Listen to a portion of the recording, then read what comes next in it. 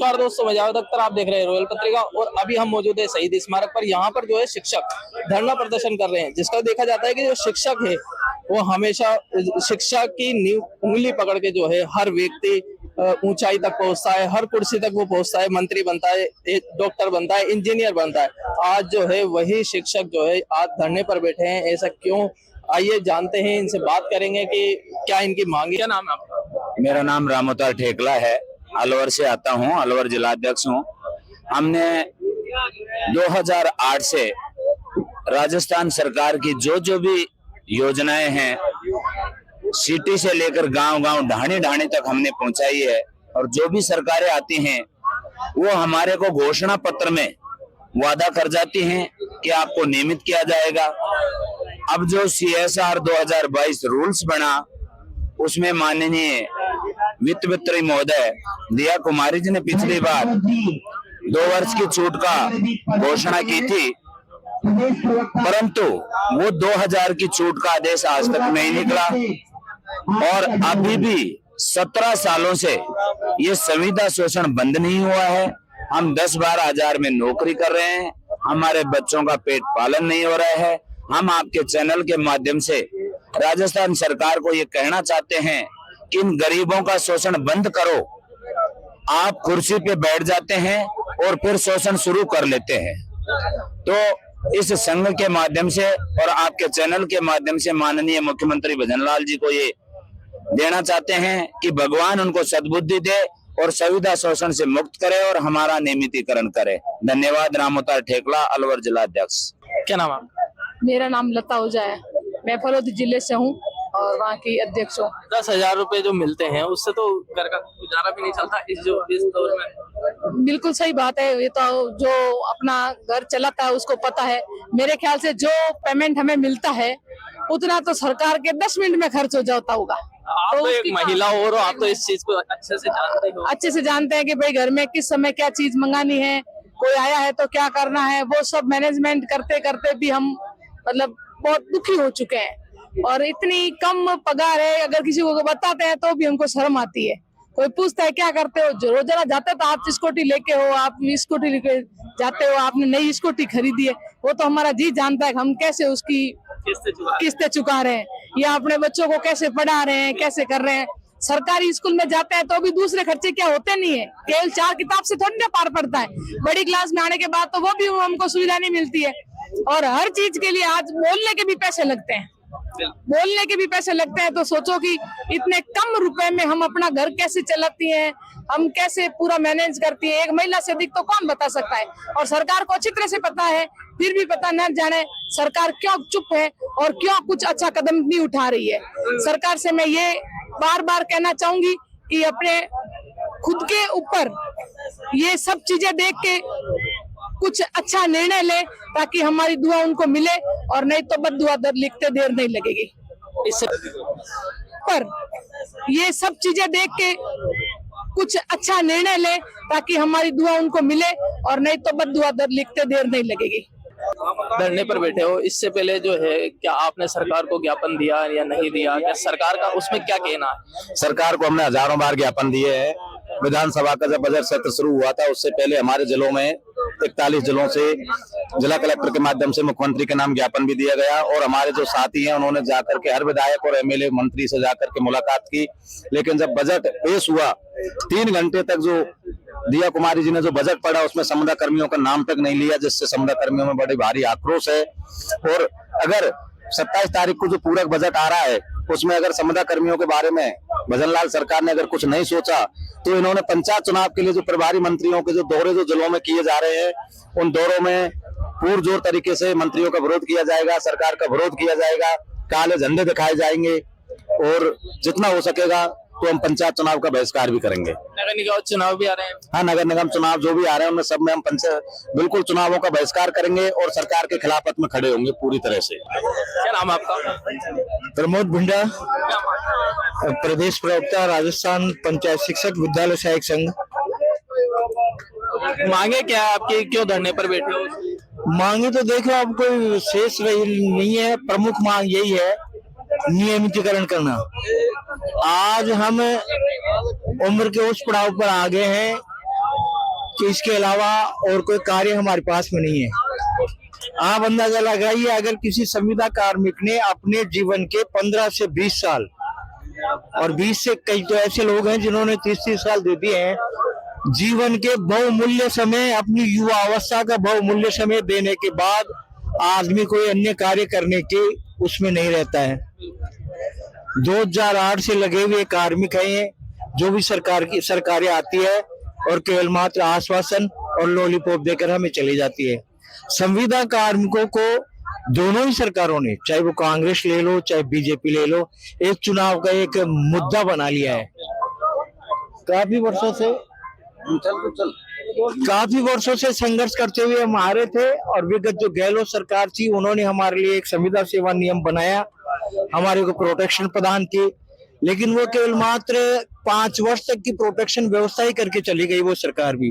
जिसे दूसरे शब्दों में अगर कहें तो पहले हम जैसे विद्यार्थी मित्र से पंचायत सहायक बने, फिर हमें पंचायत शिक्षक बना दिया। हम तो एक तरीके से लेबोरेटरी के वो एक नमूने मात्र हो गए कि हमारा नामकरण हर सरकारें चेंज करती रहती है और संविदा से निकालकर दूसरी संविदा की स्कीम में डाल देती है। ये व्यवस्थाएं हमारे लिए कर रखी है। सारे नियम कानून कायदे बन चुके थे, सारी फाइलें तैयार हो चुकी थी। फाइनेंस विभाग की अनुमति के बारे में भी हमें आश्वासन दे दिया था, कार्मिक विभाग ने भी हमारे काम को आगे बढ़ा दिया था, विधि विभाग ने भी सारी औपचारिकताएं पूरी कर दी थी। यहाँ तक कि अभी कुछ दिन पहले जो शैक्षिक सम्मेलन हुआ था, वो शैक्षिक सम्मेलन के दौरान हमारे डिपार्टमेंट के मालिक, शिक्षा विभाग के मालिक, शिक्षा मंत्री जी ने भी बड़े ही ठोस आश्वासन के साथ में ये कहा था कि ये जो शिक्षक सम्मेलन में हजारों जो पंचायत शिक्षक विद्यालय सहायक आए हुए हैं और इनके अलावा जितने भी जो संविदा कार्मिक हैं, वो संविदा सेवा नियम 2022 में जो एडॉप्ट हो चुके हैं, उन सबके लिए मेरी तरफ से खुशखबरी है कि शीघ्र ही उनका नियमितीकरण होने जा रहा है। हमने ये सोचा कि शिक्षा मंत्री जो विभाग का मालिक है, यदि वो कह रहा है तो इट मीन्स ये है कि काम बहुत जल्दी होगा। और उन्होंने तो ये भी कहा था कि 10-15 दिन के अंदर आपको कोई न कोई अच्छी खबर मिल जाएगी। लेकिन बड़ी विडंबना के साथ में हमें कहा जा रहा है कि बजट निकल गया और बजट में सरकार ने हमारे साथ में कुछ नहीं किया, और इससे आहत होकर ये जो शिक्षा विभाग के तकरीबन 35 से 40 हजार कर्मचारी हैं, वो बहुत आहत है। आज आपको संख्या भले ही बहुत कम नजर आ रही होगी, लेकिन हम केवल आज सरकार को संदेश देने के लिए आए हैं। इसके बाद में हमारी ऐसी रणनीति होगी कि हम सरकार को ये बता देंगे कि हमारी ताकत क्या है, हमारा संगठन क्या है, हमारी मजबूती क्या है।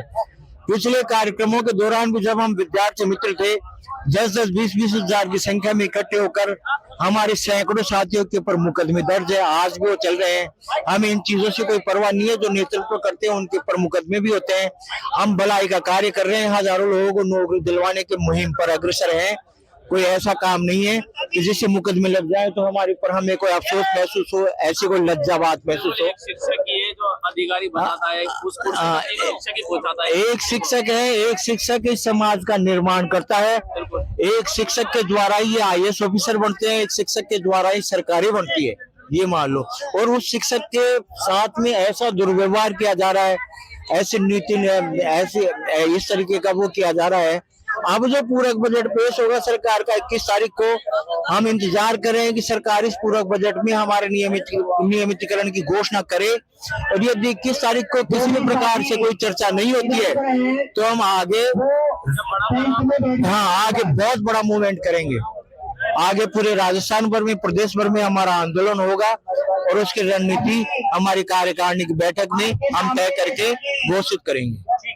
इतना टाइम हो गया आपको धरना देते हुए, ज्ञापन देते हुए सरकार को, क्या लगता है कि धरना प्रदर्शन करने के बाद में सरकार आपकी बात मांगे मानेगी या नहीं? देखिए सर, मैं सरकार को आपके चैनल के माध्यम से भी ये बात, सुझाव, आक्रोश और एक विरोध करते हुए पहुंचाना चाहता हूं कि जैसे मैं 93 से पोस्टेड हूं और मुझसे पहले भी हमारे शिक्षा कर्मी नाम से पोस्टेड हैं। हम लोग हर माह रिटायर भी होते जा रहे हैं। उसी क्रम में चलते हुए 2008 में सरकार ने एक बार प्रबोधक नाम से हम लोगों को मुख्य धारा में जोड़ा। उसके बाद आज तक बीजेपी और कांग्रेस दोनों सरकारें हमसे छलावा करती रही, एक दूसरे को बहकाती रही। चक्करों में फंसाती रही। हमने बहुत आंदोलन किए और अब तक जो आंदोलन हुए हैं उन सबसे विशिष्ट आंदोलन और संयुक्त रूप से हम लोग लगभग 40,000 की संख्या में संविदा शिक्षक हैं। और संविदा शिक्षक 40,000 में जो है वो उस गांव के, उस ढाणी के और उस ग्राम पंचायत में वजूद और अपने आप का एक स्टैंडर्ड रखते हैं। तो हम इनको पंचायती राज चुनाव में हमारे साथियों से ये कहेंगे कि ये सरकार होश में नहीं है, हमसे वादा खिलाफी कर रही है। हमारी एसओपी जारी हो गई, हमें परमानेंट करने के लिए वित्तीय स्वीकृति, फाइनेंशियल स्वीकृति के साथ साथ प्रशासनिक स्वीकृति, पद सृजित सब कुछ होने के बाद में भी नहीं किया। अभी ये विद्यालय सहायक और पंचायत शिक्षक जो हैं, इनके लिए अगले बजट में 2 वर्ष की छूट, अनुभव में छूट के लिए रखा था, वो भी नहीं हुआ। तो मेरी मोटी बात यह है कि आपके चैनल के माध्यम से सरकार समझे और सुने। हम लोग संयुक्त रूप से 40,000 संविदा शिक्षक के नाम से जो हैं वो सब एक साथ सरकार को होश में लाने का प्रयत्न करेंगे, जिससे हमारी प्रति संवेदना पूर्वक हमारी समस्या समाधान करे। असंवेदनशीलता सरकार की हम सहन नहीं कर पा रहे हैं।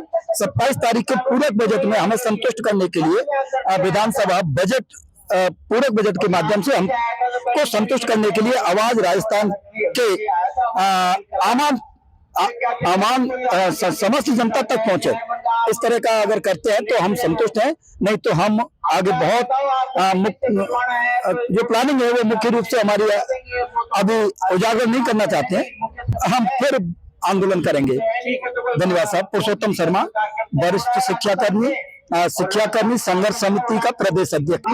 जैसा कि आपने देखा, जो यहाँ पर जितने भी शिक्षक हैं, इनका सिर्फ एक ही मांग है, नियमितीकरण। अगर नियमितीकरण नहीं होती है, इन्होंने सरकार को हजारों ज्ञापन दिए, लेकिन सरकार जो है इनकी कोई नहीं सुनती। शिक्षा मंत्री जो है वो भी आश्वासन दे रहे हैं, भजन लाल शर्मा भी जो है वहां तक इनका जो है ज्ञापन जा रहा है, लेकिन जो है कोई सुनवाई नहीं हो रही है सरकार की तरफ से। अब देखा जाएगा 27 तारीख को जब बजट दोबारा पेश होता है तो इनके लिए कुछ आता है या नहीं।